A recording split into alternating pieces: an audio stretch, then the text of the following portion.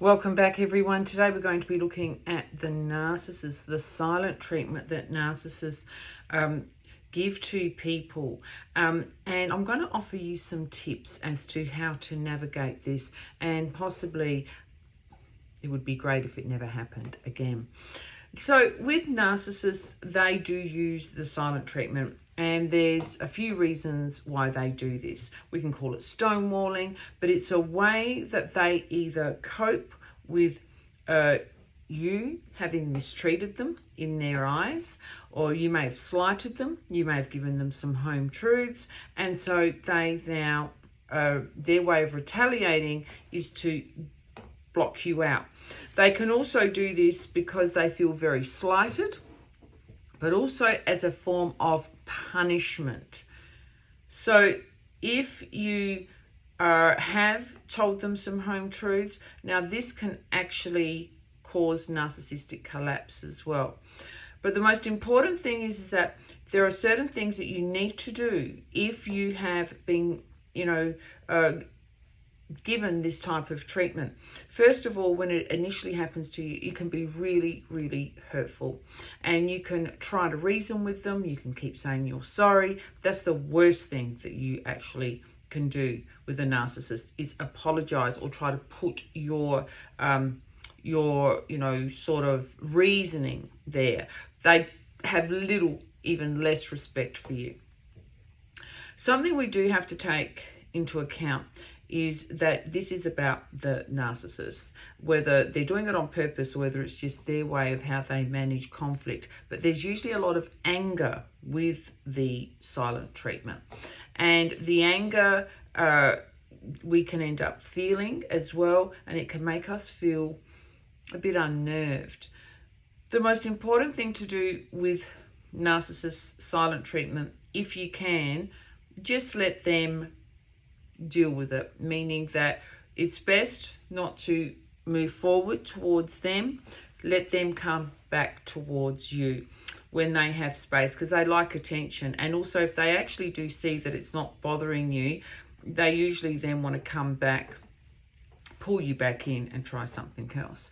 So the most important thing here is don't take it personally. So it's not about you, it's about the narcissist. Don't try to reason with them, right? It's best that they just, as I said, they feel the space around them and they can come back when they want. Know that they will change, in the sense that they, will come to terms with whatever's occurred. They may come back. They may ghost you though as well. The most important thing is you have to manage your own emotions, and this can be really hard, but you also need to stay very strong. So when you go to manage your emotions, it's going to be the negative emotions that are going to be difficult for you. So you have to try to catch those.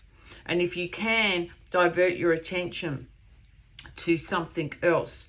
Get support, and talk to someone about it. Someone who possibly understands, this type of personality. And the other thing is, start to be really honest with yourself. How do I feel about this? Am I allowing this person to continue to have a relationship with? Am I allowing them access to my energy? When it's good, it feels great being with them, but when it's bad, it's so bad that I end up falling into a heap. So you have to start to be honest with yourself and ask, why are you allowing this person into your energy field? Now, sometimes we don't have a choice. I get that. And, possibly if it's in the workplace as well.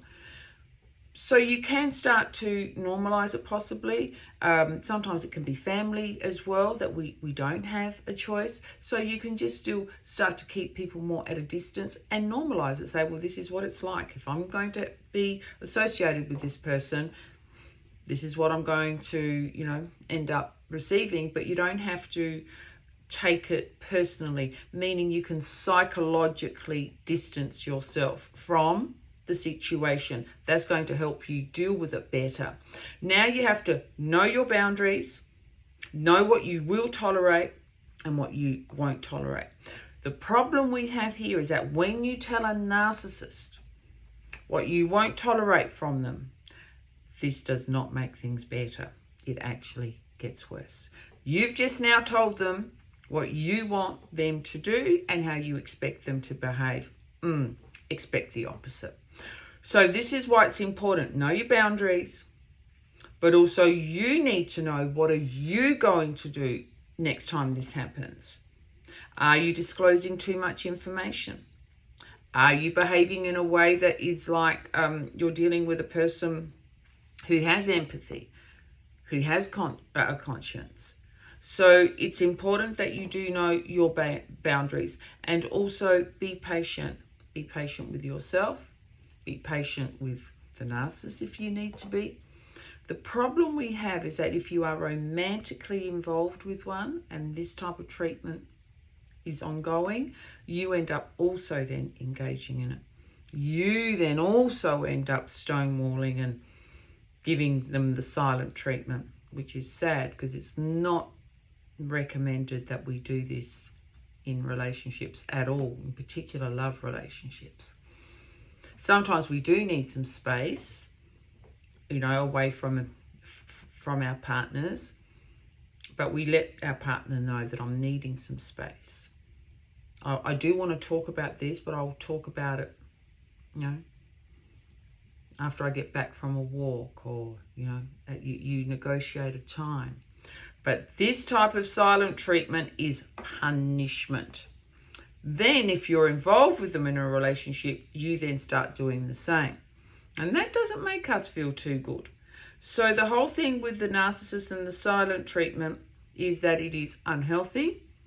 It traumatizes people, and it can make you become very anxious. You end up with relationship anxiety. It makes you want to keep jumping through hoops, and it's just not a good situation to find yourself in. All right, if you have anything that you'd like to share with me about when you've received the silent treatment and ways that you coped with it, please share it with us so that we can all learn from each other. Take lots of care, and bye for now.